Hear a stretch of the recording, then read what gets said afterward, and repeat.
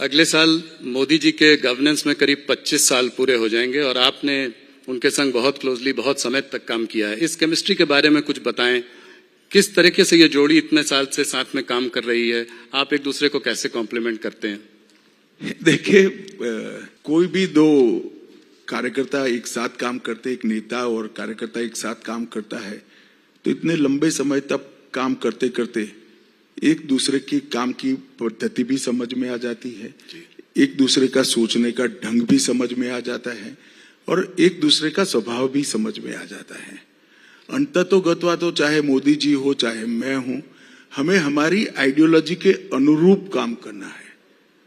तो हमारी आइडियोलॉजी है, वो हमारी गाइडलाइन है, इसीलिए कभी मतभेद पैदा नहीं होते हैं।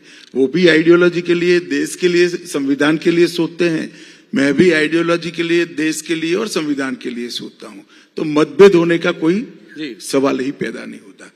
जहां एक दूसरे को कंट्रीब्यूट करने का सवाल है, इसमें जरूर एक दूसरे को कंट्रीब्यूट कर रहे हैं, मगर अलग प्रकार से।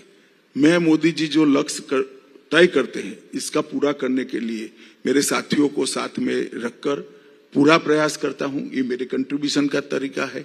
मोदी जी हमारे नेता है, हम सब कार्यकर्ता जो इनके साथ तैयार हुए, इनके नीचे काम कर रहे हैं, वो सभी के छोटी गलतियां हैं, उनको मोदी जी माफ कर सुधारते हैं।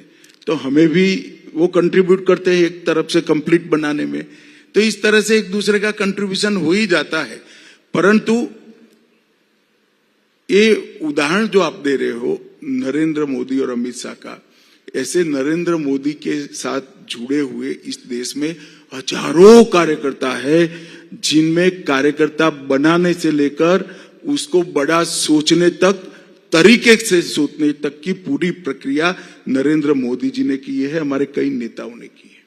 और ये बहुत बड़ी बात है। और इसी के कारण हम चुनाव अनेक हारे, मगर हमारी पार्टी कभी टूटी नहीं जी। चुनाव हारे, हम साफ नहीं हो गए। यूपी में कांग्रेस चुनाव हारी, साफ हो गई। बिहार में चुनाव हारी, साफ हो गई। हम साफ नहीं होते, इसी का कारण है कि हमारे कार्यकर्ता आइडियोलॉजी के लिए काम करते, देश के लिए काम करते, देश के संविधान के लिए काम करते।